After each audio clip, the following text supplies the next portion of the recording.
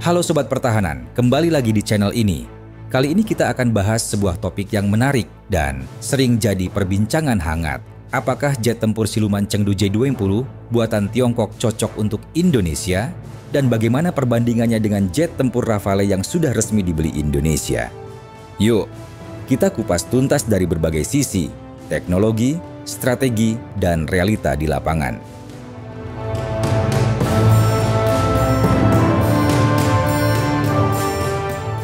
Chengdu J-20 adalah jet tempur generasi kelima buatan Tiongkok yang pertama kali diperkenalkan secara resmi pada tahun 2011.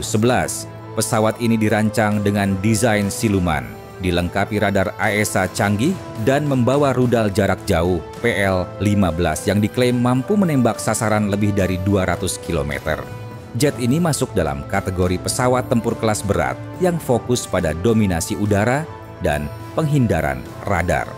Dalam banyak hal, J-20 sering dibandingkan dengan F-22 Raptor dan F-35 buatan Amerika Serikat.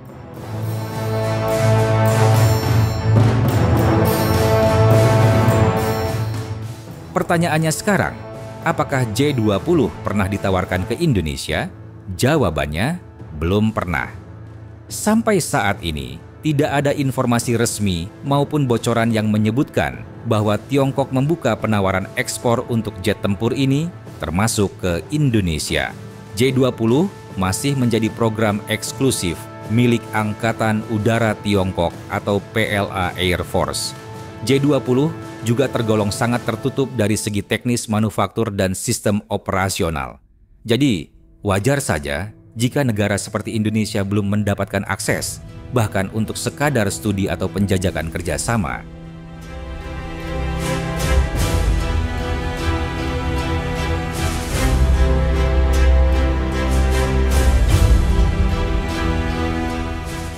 Sementara itu, Indonesia sudah mengambil langkah nyata dalam memperkuat kekuatan udaranya. Indonesia telah memesan 42 unit Dassault Rafale dari Prancis, dengan 6 unit pertama sudah mulai diproduksi. Selain itu, Indonesia juga menyepakati pembelian 24 unit F-5 Extra dari Amerika Serikat. Bukan cuma beli, Indonesia juga aktif ikut serta dalam proyek pengembangan jet tempur generasi 4,5 KF 21 Boramae bersama Korea Selatan. Dan baru-baru ini, Indonesia menyatakan minat untuk terlibat dalam program jet tempur generasi kelima TFKAN dari Turki. Semua kerjasama ini tidak hanya soal beli pesawat, tapi juga menyangkut transfer teknologi, pelatihan teknis, dan dukungan logistik jangka panjang.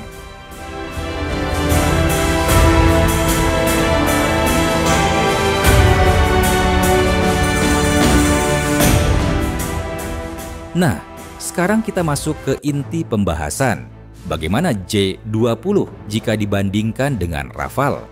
Secara teknologi, J-20 memang lebih unggul di beberapa aspek.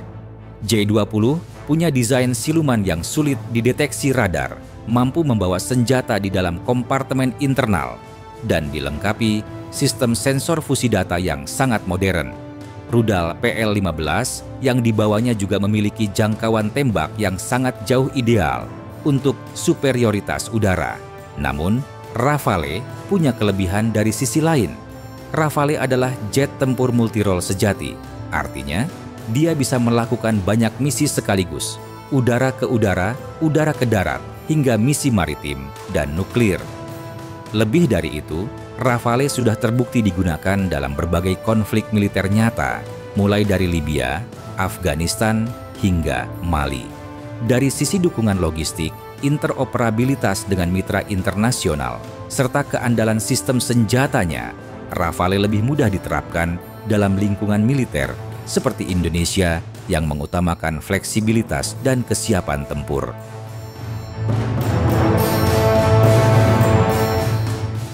Pertanyaan selanjutnya, apakah Indonesia benar-benar membutuhkan J-20? Secara teknologi, tentu menarik. Tapi secara praktis, jawabannya belum tentu. Alasannya sederhana, belum terbukti di medan perang, belum tersedia untuk ekspor, dan sistemnya masih tertutup. Bandingkan dengan Rafale yang sudah mapan dan digunakan banyak negara, termasuk sekutu-sekutu strategis Indonesia. Selain itu, dalam konteks geopolitik, membeli jet tempur dari Tiongkok juga memerlukan pertimbangan strategis yang sangat matang, terutama terkait dengan aliansi regional dan kepentingan jangka panjang Indonesia.